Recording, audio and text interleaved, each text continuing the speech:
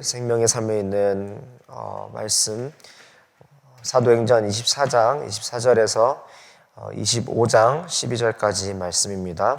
네, 어제 본문 잠깐 보시면은 이제 계속 그 재판 그리고 고발, 변론, 그리고 재판, 고발, 변론 이 비슷한 어떤 양상을 띠고 있습니다. 그래서 어제 이제 본문을 보시면 이제 벨릭스 총독 앞에 나와 이제 첫 번째로 이제 이방 지도자 앞에서 변론을 하는 것을 우리가 볼 수가 있고요. 이제 오늘 이제 또 내용이 중간에 한 번에 이제 변화가 있는데 벨릭스 총독의 이야기가 잠깐 나온 후에 그 후임으로 온 이제 베스도라는 인물 앞에서 이제 다시 변론을 하는 것을 볼 수 있습니다.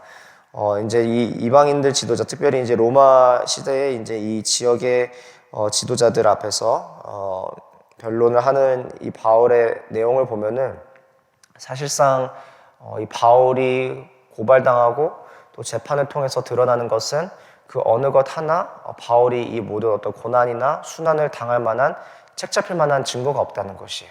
증거가 없음에도 불구하고 우리가 아시다시피 바울이 이제 부름받은 그 소명, 결국 그 로마에 가서 복음을 전해야 되는 그 소명 가운데에 계속 어떻게 보면은 그 중간중간마다 이 바울이 피할 수 있는 길도 있었고 사실 덜 고생할 수 있는 방법도 있었고 본인이 가지고 있는 로마 시민이나 여러 가지 정황상 오히려 이제 이 단어가 맞는 단어인지 모르는데 역고발, 이제 오히려 천부장이나 백부장이나 그 총독들에게 자신이 오히려 당했던 것을 역으로 그것들을 이제 감당케 하는 어떤 그런 고소를 할 수 있는 특권도 있지만은 그것을 사용하지 않고 자신의 안위나 자신의 만족이나 어떤 자신의 보호를 위해서 자신이 가지고 있는 축복이나 어떤 할 수 있는 것들을 활용하는 것이 아니라 계속 하나님의 그 인도하심 앞에서 그 말씀의 인도하심 가운데 또 그 사명을 위해서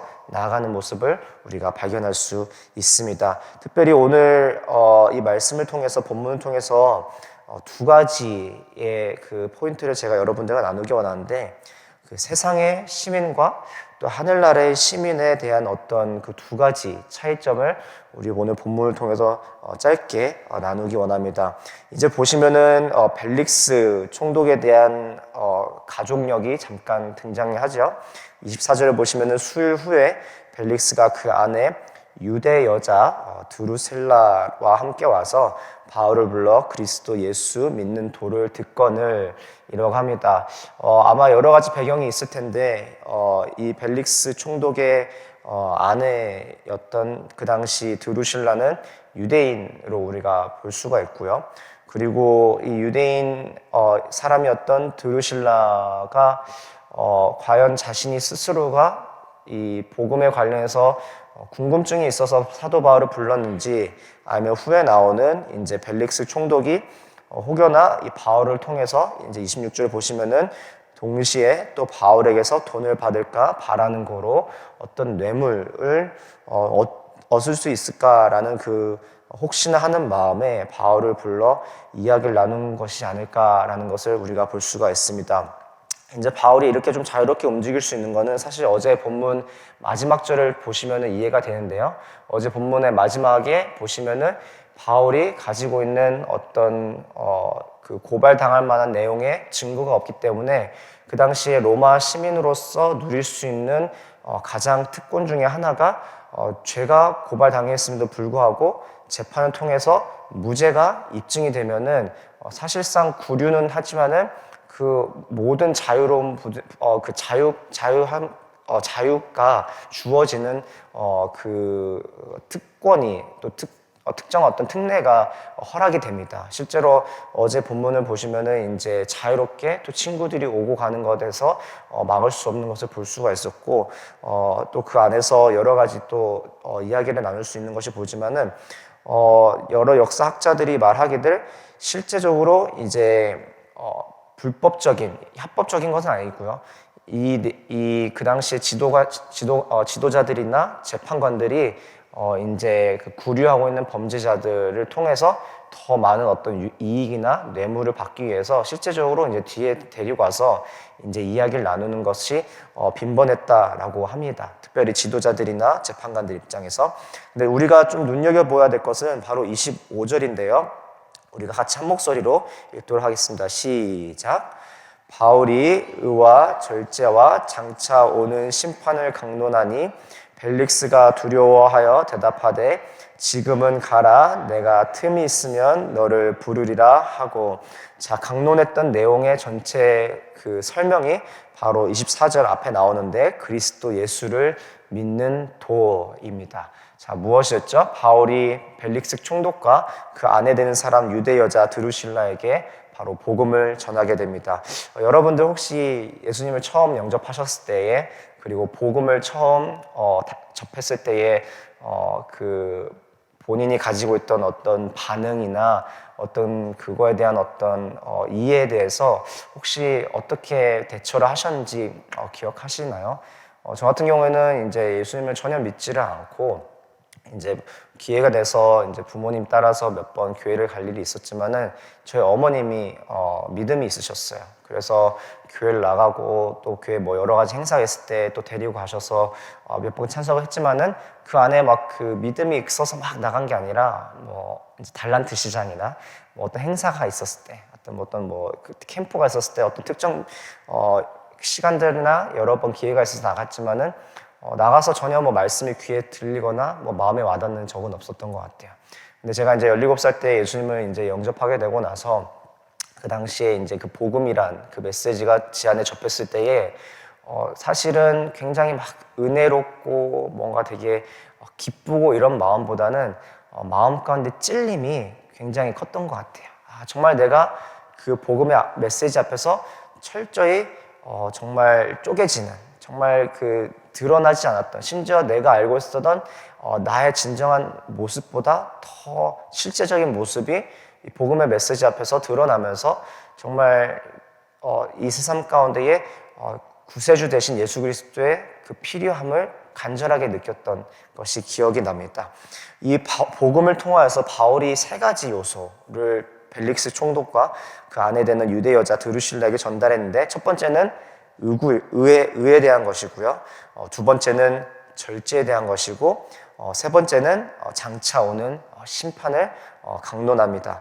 근데 이것이 이 세상에 있는 의와 또 이 세상에 있는 어떤 사람의 어떤 관습이나 어떤 도덕적인 것이나 아니면은 이제 본인들이 지도자와 재판관의 역할로서 그 심판에 대해서 다루는 것을 이야기하고 있는 것이 아니라 바로 첫 번째는 이제 하나님의 공의, 그리고 두 번째 절제는 죄를 다스림, 그리고 세 번째는 하나님의 다시 오실 그리고 완성하실 그 나라에 대해서 이야기했을 거라는 많은 학자들의 견해가 있습니다.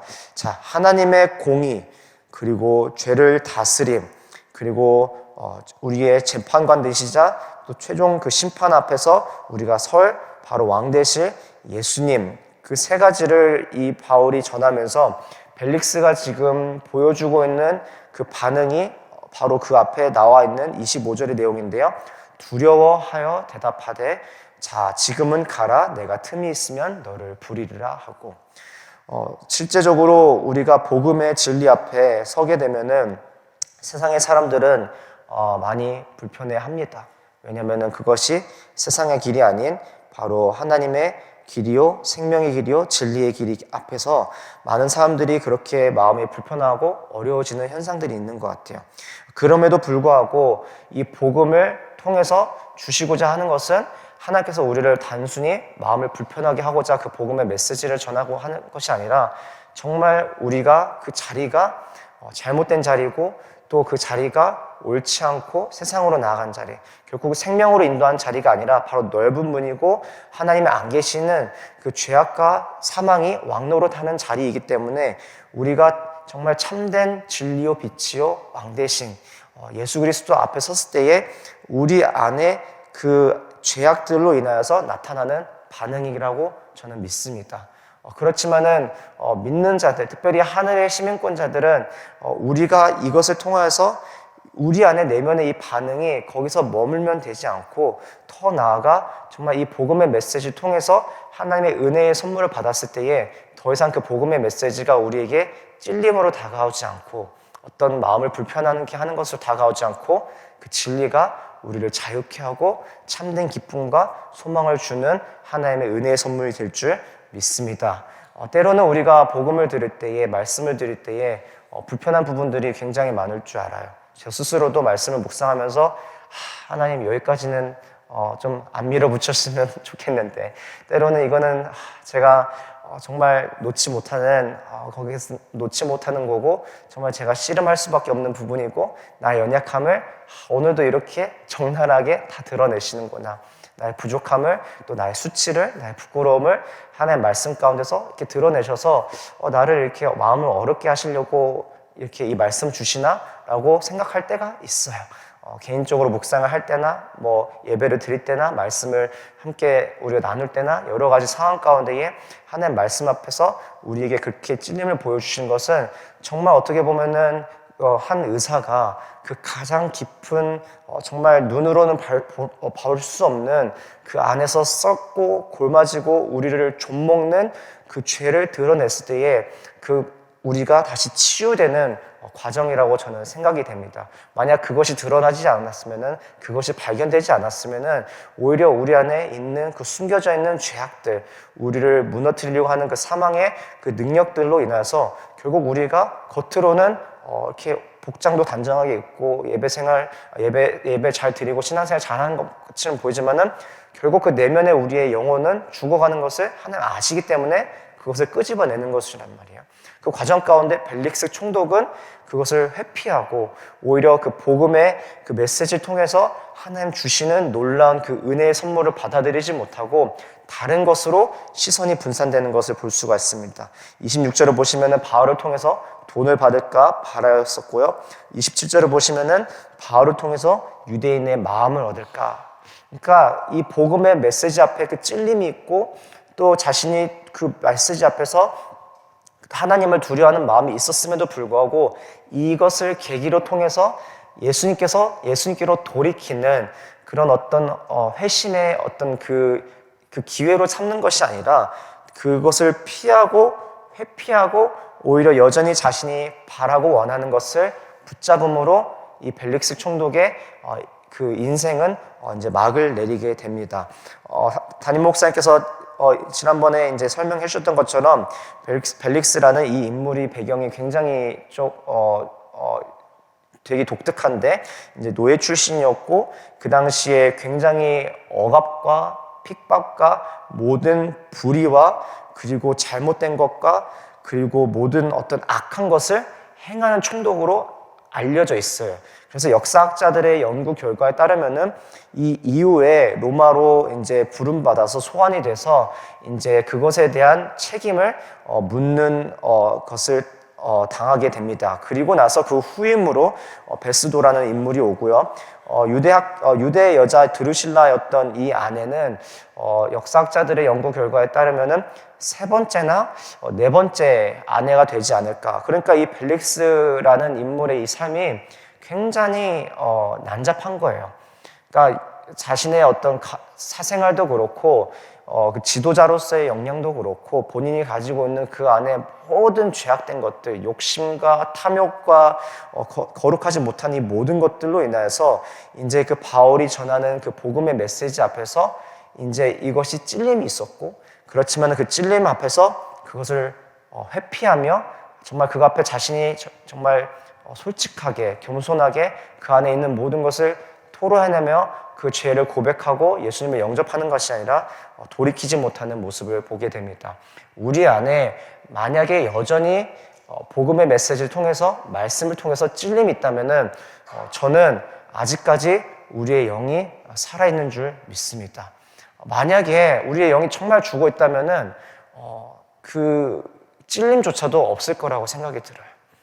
왜냐하면 세상 사람들 앞에서 우리가 여전히 계속 복음을 전하고 정말 예수님의 그 진리와 말씀과 십자가 사랑을 전하더라도 영이 이미 죽어버리고 다친 사람들 앞에서는 그것이 전혀 와닿지 않지만은 그 말씀 앞에 찔림이 있고 또 그 말씀 앞에 부끄러움이 있고 또 말씀 앞에서 그 하나님께서 만지심이 있다면은 여전히 하나님께서 우리를 사랑하셔서 계속 하나님께 돌아오라는 촉구의 메시지라고 저는 믿습니다.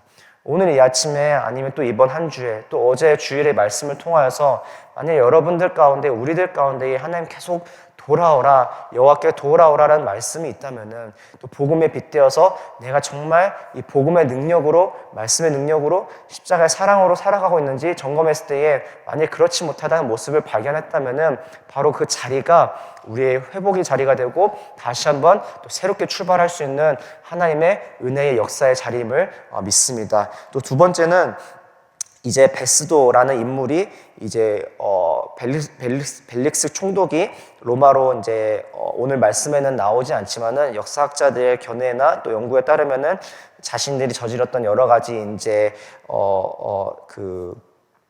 잘못된 점들과 또 이제 그런 실패에 대해서 그런 이제 다스리는 어떤 지도에 대한 실패에 대해서 이제 그 책임을 이제 대한 어떤 그것을 책임을 이제 묻기 위해서 소환이 되고 베스도라는 사람이 그 벨릭스 총독의 후임으로 찾아오게 됩니다. 자, 찾아오게 되는데 그 사이에 27절 보시면 2년이라는 시간이 지나요.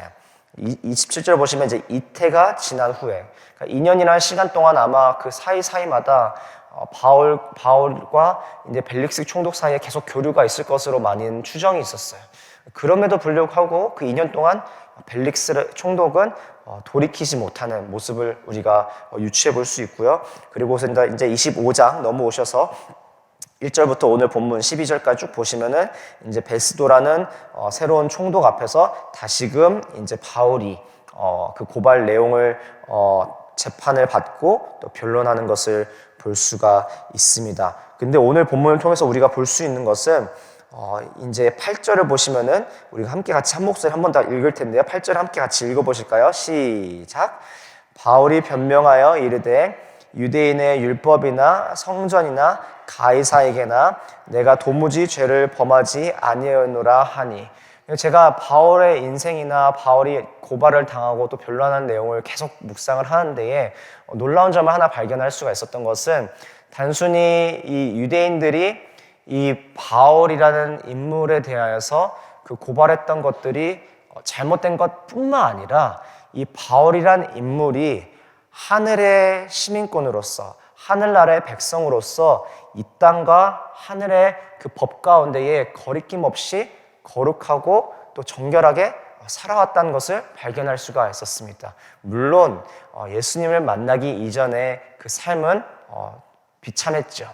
누가 보더라도 정말 피가 끊이지 아니었고 그 마음 가운데에 그 분노와 또 그 잘못된 자신의 의를 향한 열심이 끊어지지 않았지만은 예수님을 진정 만나고 나서 그 인격적인 만남 위에 회심 이후에 바울의 삶은 하나님의 말씀 앞에서도 또 세상의 법 앞에서도 정말 거리낌 없는 또 그렇게 앞에서 정말 부끄러움 한 번 없는 죄를 범하지 않는 그 삶을 살았던 것을 볼 수가 있었습니다. 우리 삶 가운데에 우리가 하늘의 시민으로서 하나님 나라의 백성으로서 예수 그리스도의 제자로서 또 우리 공동체가 교회가 가장 빨리 또 즉시로 회복해야 될 부분은 바로 거룩이라고 저는 생각이 됩니다.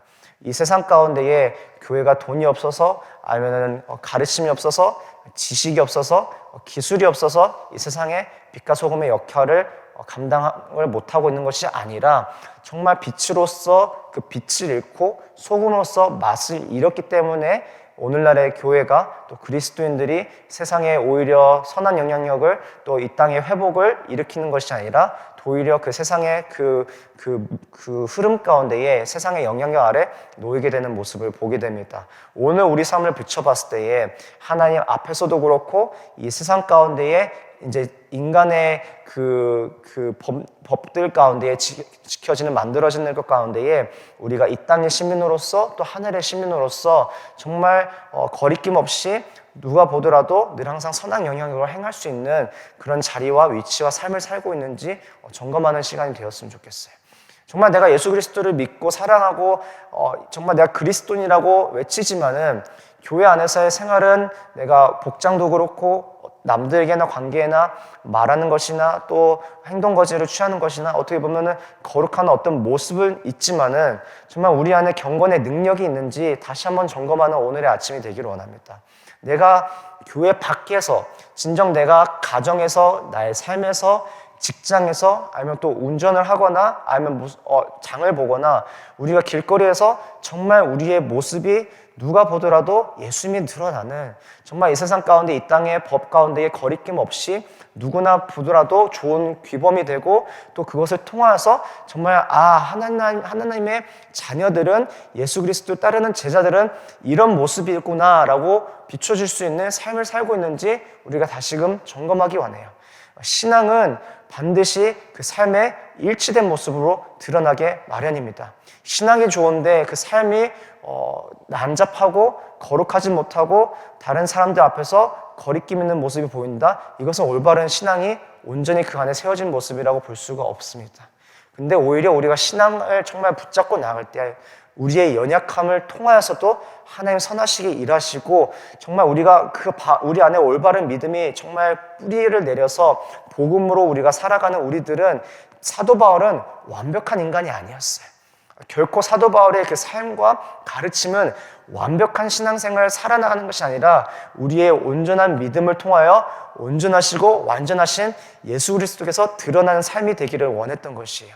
그래서 우리가 정말 살아갈 때에 여전히 우리가 또 흔들리지만은 우리가 여전히 넘어질 수 있지만은 여전히 우리가 실패할 수 있지만은 다시금 일어나는 모습, 다시금 회복되는 모습, 우리가 살아가고 붙잡고 있는 것이 이 세상의 성공과 성취와 안위와 나의 만족이 아니라 정말 내가 여전히 그 믿음 가운데서 여전히 내가 죄인으로 살아가지만은 내가 살아가는 그 끝에 그 여정의 그 목적과 내가 붙잡는 나의 그 모든 나의 이끌어가는 나의 원천이 복음에 있고 십자가에 있고 정말 그 영원한 것들을 내가 붙잡고 살아가는 그 모습을 증거할 때에 정말 하나님 기뻐 받으시고 오히려 이 세상의 앞에서 우리가 빛과 소금의 그 역할을 감당할 수 있는 저와 여러분 될 줄 믿습니다. 오늘 말씀을 맺으면서 두 가지 함께 정리하기 원하는데요. 첫 번째는 우리가 복음의 메시지 앞에서 하나님의 공의와 또 죄의 다스림과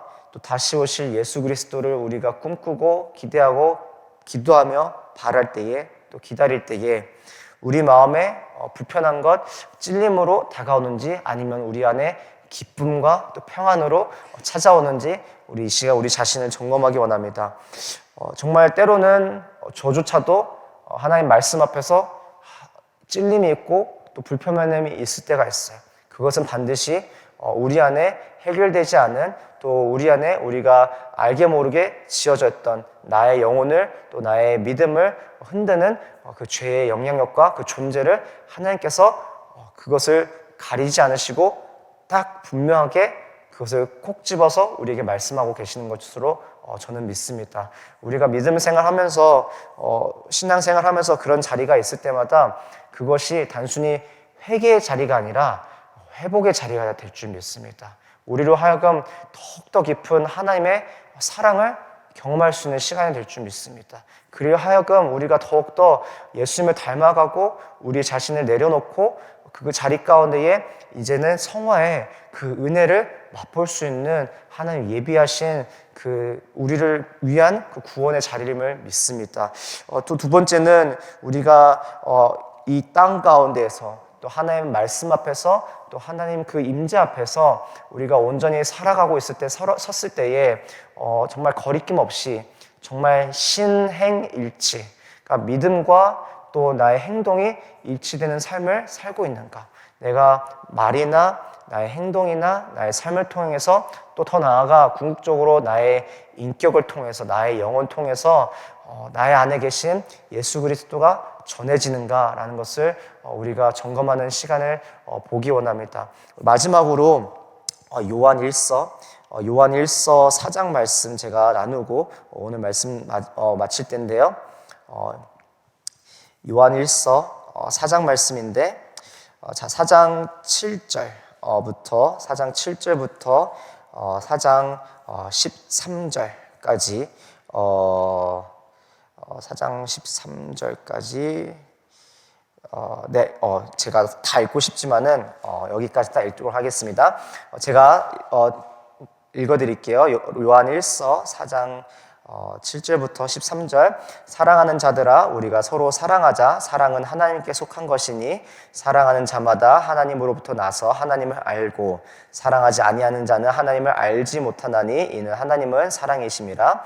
하나님의 사랑이 우리에게 이렇게 나타난 바 되었으니 하나님이 자기의 독생자를 세상에 보내심은 그로 말미암아 우리를 살리려 하심이라. 사랑은 여기 있으니 우리가 하나님을 사랑하는 것이 아니요 하나님이 우리를 사랑하사 우리 죄를 속하기 위하여 화목제물로 그 아들을 보내셨음이라.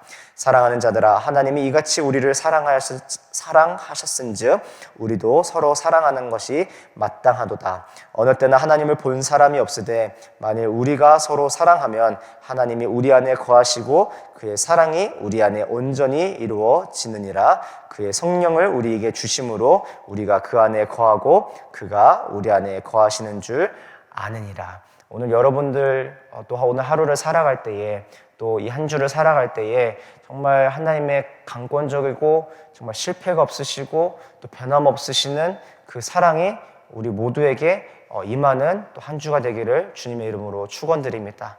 그리하여서 우리에게 부어주시는 또 지난 몇 달 동안 우리가 로마서 8장을 우리 담임 목사님을 통해서 주일에 같이 함께 나눴고요. 또 어제 본문을 통해서 이제는 정말 우리 안에 하나님이 역사하시고 또 변화를 일으키시고 또 일하심을 통하여서 우리 안에 또 찔림과 또 부담과 여러 가지 또 우리가 또 겪는 것들이 있지만은 또 하나의 어떻게 보면은 우리 자녀들이 육체적으로 겪는 성장통처럼 우리의 영혼의 성장통이라고 저는 생각이 듭니다. 정말 그것이 하나님 내 안에 살아계시고 또 죄와 성령이 함께 공존하면서 성령님께서 우리를 계속 성령님의 그 임재 가운데에 예수님의 중심으로 또 말씀의 중심으로 사명의 중심으로 이끄는 자리라고 저는 믿습니다. 그 가운데서 우리가 의지할 것은 바로 로마서 9장이 바로 1장부터 시작이 되지 않고 저는 어제 말씀을 들으면서 생각이 되는 것은 앞에서 나왔던 그 8장이 있었기 때문에 9장이 가능하구나. 그러니까 나를 향한 예수님의 이 변함없으신 이 현재 진행형의 사랑이 나에게 부어졌기 때문에 그 사랑을 통하여서 나에게 다가오셨던 아버지의 마음을 알게 하셨고 정말 나를 위해서 그 간절함이 있으셨던 그 열심이 정말 내가 채워졌고 그래서 내가 아버지의 그 눈물이 흐르는 곳에 나아갈 수 있는 것이 바로 그 사랑이 전제되었기 때문에 내가 나아갈 수 있구나라는 것을 깨닫게 되었습니다. 오늘을 통해서 말씀하실 때에 여러분들에게 질책이나 또 징계나 어떤 율법적인 어떤 행동주의 그런 것으로 이끄는 것이 아니라 이 말씀을 통해서 우리가 묵상하며 기도하며 오늘 하루를 살아갈 때에 하나님 아버지의 사랑이 저와 여러분의 삶에 충만하게 채워지기를 주님의 이름으로 축원드립니다. 우리 이 시간 같이 함께 말씀을 맺으면서 같이 기도의 자리로 나갈게요. 우리가 여전히 포기하지 못하는 것들 있겠지요? 저도 있습니다.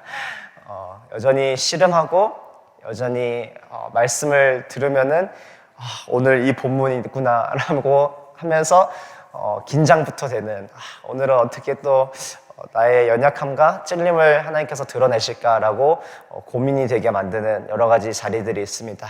그 자리 하나님께서 여러분들 아프시게 하려고 저를 부끄럽게 하려는 것이 아니라 정말 사랑하셔서 회복시키시려고 정말 너무나 원하셔서 우리를 다시금 그 생명의 길로 인도하시려고 이끄시는 자리인 줄 믿습니다. 여러분도 혹시 정말 내가 포기하지 못하는 것들 우리가 정말 하나님 이것만큼은 내가 내려놓지 못하겠습니다 라고 하는 것들 있으십니까? 아니면 정말 그 복음이 전해졌을 때에 정말 하나님의 공의와 또 죄의 다스림과 다시 오실 예수 그리스도의 그 재림 앞에서 또 부활하실 그 소망 앞에서 정말 내가 영원한 것을 사모하며 이 세상 가운데 살아가야 되는데 이 땅의 것들 가운데 내가 휩쓸려서 이 세상 가운데에 이 땅의 것들로 정말 나의 시선이 나의 마음이 빼앗겼던 나의 지나는 모습들이 드러났을 때에 부끄러운 그 자리가 정말 그 회복의 자리가 될 줄 믿습니다. 이 시간 함께 기도할 것은 하나님 정말 온전히 정말 복음의 그 능력을 내가 경험케 하여 주시고 하나님의 사랑을 내가 온전히 충만하게 채워졌을 때에 이 세상의 모든 것들이 정말 더 이상 귀하게 여겨지지 않고 나의 사랑했던 그 모든 것 온전히 주님 앞에 내려놓고 나의 사랑의 대상이시죠 나의 모든 모든 것 대신은 예수님만 바라보며 살아갈 수 있는 우리의 삶 되게 하여 주시옵소서. 우리 이 시간 함께 간절히 예수님 이름 한번 부르고 기도의 자리로 나가도록 하겠습니다. 기도하시겠습니다.